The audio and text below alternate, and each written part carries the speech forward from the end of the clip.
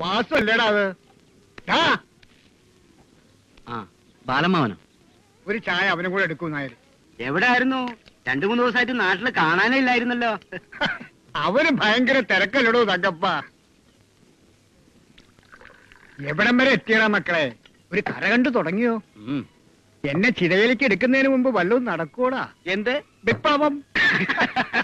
വിപ്ലവത്തിന്റെ കാര്യം ഉറപ്പില്ല. പക്ഷെ ഇക്കുറി പരമേശ്വരൻ നമ്പ്യാര് തെയ്യം നടത്തുമെന്ന് ഉറപ്പായി. തെയ്യം നടത്തി? ആഹാ, അപ്പൊ നീ ഇതൊന്നും അറിഞ്ഞില്ലേ?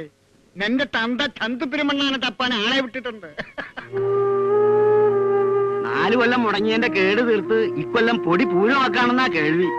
നടക്കട്ടടോ, മനുഷ്യന്മാരെക്കാൾ സ്ഥിരതണ്ട് തെയ്യങ്ങൾക്ക്. അവിറ്റങ്ങളുടെ കാര്യങ്ങളും നടക്കട്ടെ. ബാലമ്മാവൻ തന്നെ ഇത് പറയണം. എടാ, നിന്റെ തന്തയോട് ഒരു കാര്യത്തിൽ എനിക്ക് ബഹുമാനമുള്ളൂ. നടത്തുമെന്ന് പറഞ്ഞാൽ അവൻ നടത്തും.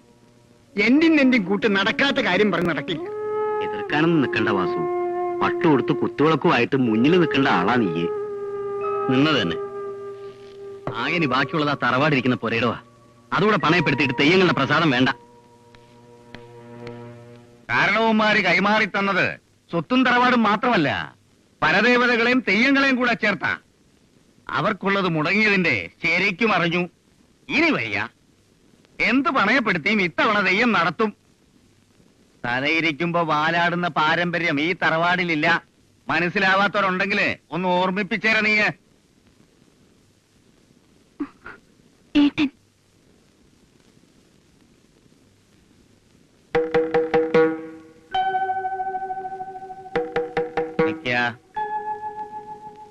എവിടെയായിരുന്നു ഇത്രയും ദിവസം?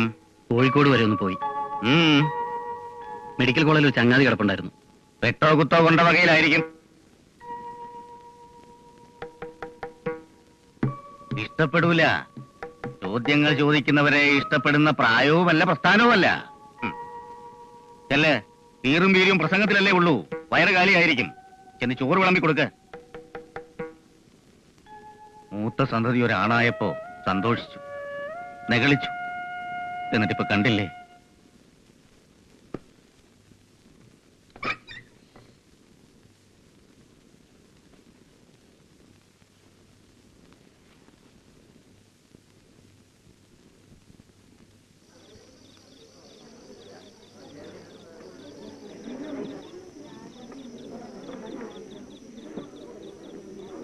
ഈറം മാറി പട്ടെടുത്ത് ഇളം തലമുറക്കാരാരാന്ന് വെച്ചാ വിളക്കും എടുത്ത് പെട്ടെന്ന് ഇങ്ങോട്ട് വരിക.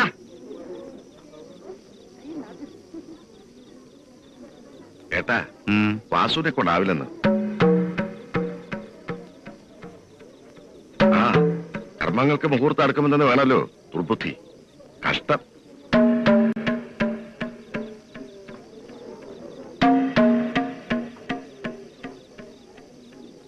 വന്നിനി ഈശ്വരകോപം കൂടി വരുത്തി വെക്കുന്ന ഏട്ടന്റെ പുറപ്പാട്.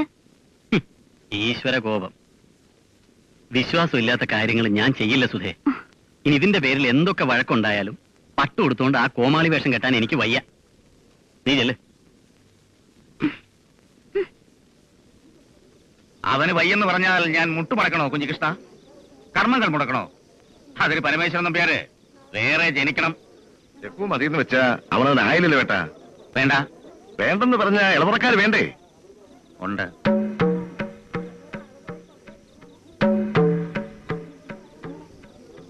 ഉണ്ണി,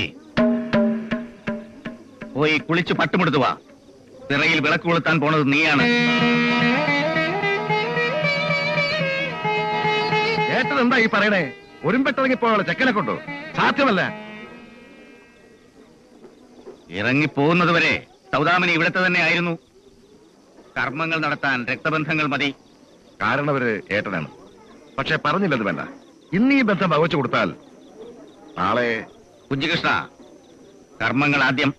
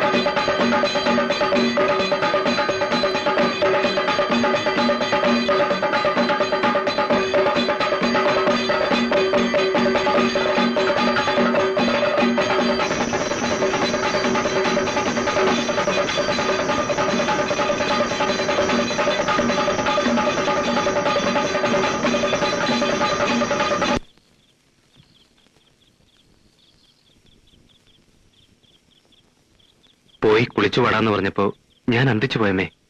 കാല് തൊട്ടുതൊടുത്ത് വിളക്ക് വാങ്ങിയപ്പോ കണ്ണു നിറഞ്ഞു പോയി. അമ്മാവന്റെ അല്ല, എന്റെ. പണ്ട് സ്കൂളിൽ പഠിക്കുമ്പോ വാസുവിന്റെ കൂടെ കൊത്താങ്കല്ല് കളിക്കാൻ ചെന്ന് കയറിയ വീട് എന്റെ തറവാടായിരുന്നു മനസ്സിലായത് അതിന്റെ പേരിൽ അമ്മയുടെ തല്ല് കൊണ്ടപ്പോഴായിരുന്നു.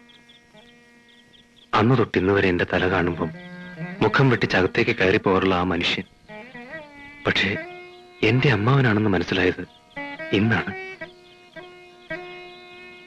ഇനി മുഖം തിരിച്ചോട്ടെ, ഒരു വാക്കുപോലും മിണ്ടുകയും വേണ്ട. മരുമകൻ എന്നുള്ള അവകാശം നാട്ടുകാർ കേൾക്കെ സമ്മതിച്ചു തന്നല്ലോ. മതി, ധാരാളായി. മരുമകൻ മുറപ്പെണ്ണ കൈയോടെ ഇവിടെ ചേപ്പിച്ചെങ്കിൽ തരും. എടാ ഗതികെട്ടപ്പം മാനം പോവാതിരിക്കാൻ ആരെങ്കിലും ഒരുത്തൻ. അതാരാ പുള്ളി? ഇഷ്ടം തോന്നിയ ഒരാളിന്റെ കൂടെ ഇറങ്ങിപ്പോന്നൊരു തെറ്റേ അമ്മ ചെയ്തിട്ടുള്ളൂ. അതി പിന്നെ ഒരുപാട് തെയ്യം കഴിഞ്ഞു. തറവാട്ടിലെ ഒറ്റ പെന്തരിയ. ചത്തോ ജീവിച്ചിരിപ്പുണ്ടോന്ന് പോലും അന്വേഷിച്ചില്ല ആരും. മോങ്ങാൻ തുടങ്ങണ്ട. വിളിക്കാത്തടത്ത് വലിഞ്ഞുകയറി ചെല്ലുന്നത് തന്തയ്ക്ക് പറഞ്ഞവർക്ക് പറഞ്ഞിട്ടുള്ളതല്ല. അതിന്റെ പേര് ഞെളിയാനൊരു മോനും മോങ്ങാനൊരു തള്ളേ. 1000 വട്ടം പറഞ്ഞിട്ടുണ്ട്. എന്നെ പറഞ്ഞോ, എന്റെ അച്ഛനെ പറയരുതെന്ന്. അത് നിന്റെ മോൻ പറഞ്ഞത് നേരാ. പറയാൻ കൊള്ളാവുന്ന ഒരു കേസല്ല അത്.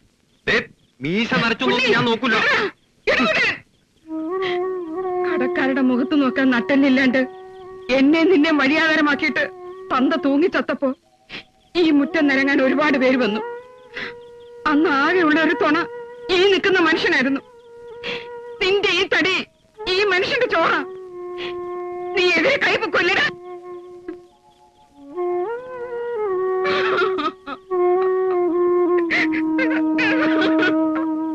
പ്രമോഷൻ ട്രാൻസ്ഫർ വല്ലടത്തേക്ക് കിട്ടിയിട്ട് കാര്യമില്ല. ഒരു ഇന്റർനാഷണൽ എയർപോർട്ടിൽ കസ്റ്റംസ് ഡ്യൂട്ടി സംഘടിപ്പിച്ചെടുക്കണം. അത് ബുദ്ധി. പിന്നെ ശമ്പളം എന്തിനാ? കിമ്പളം പോരെ.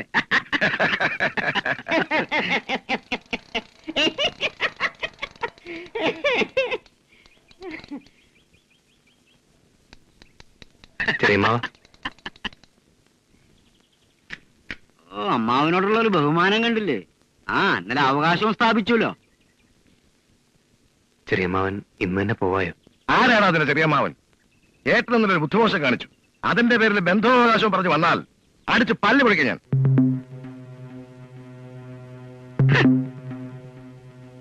ചെറിയ മാവനാണ് അത്ര. എടുത്തു മാറ്റണം അതിന്റെ സൈക്കിള്. എടുത്തോട്ട് പോടാ.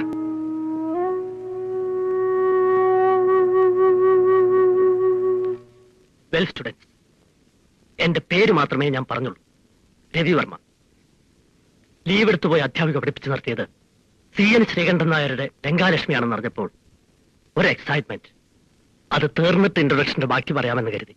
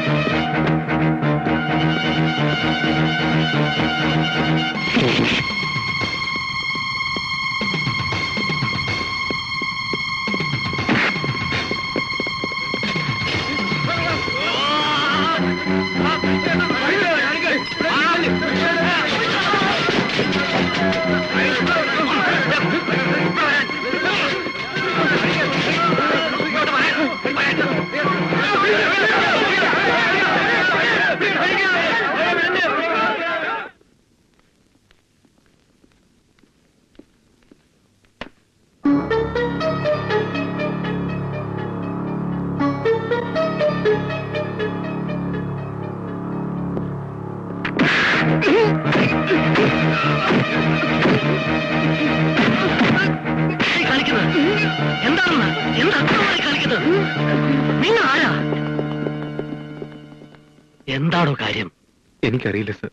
എനിക്കറിയാം. ഇന്നലത്തെ എന്റെ കണക്ക് തീർത്താവും. വാ നടക്ക്.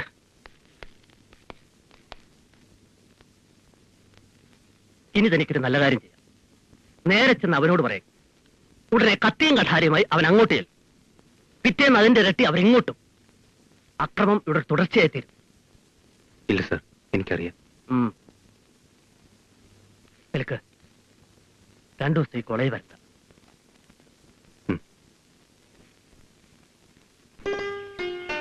ഉണ്ണിയേട്ടന് എന്താ പറ്റിയേ? 2 ദിവസമായിട്ട് കണ്ടേയില്ല. ഇതേ നെറ്റി മുറിഞ്ഞിരിക്കണോ? ഓ, സൈക്കിളിൽ നിന്ന് വീണു. കൈ വിട്ട് ബാലൻസ് കാണിച്ചു കാണും. പണ്ടേ ഉണ്ടല്ലോ വീരസം കാണിക്കാനുള്ള വികാസം. നീ എന്താ കരുതണേ? ഞാനിപ്പോഴും വള്ളിനിക്കർ വിട്ട് നിന്റെ ചേട്ടന്റെ സൈക്കിൾ വാങ്ങി അഭ്യാസം കാണിച്ചു നടക്കുന്ന ചെറുക്കനാണ്.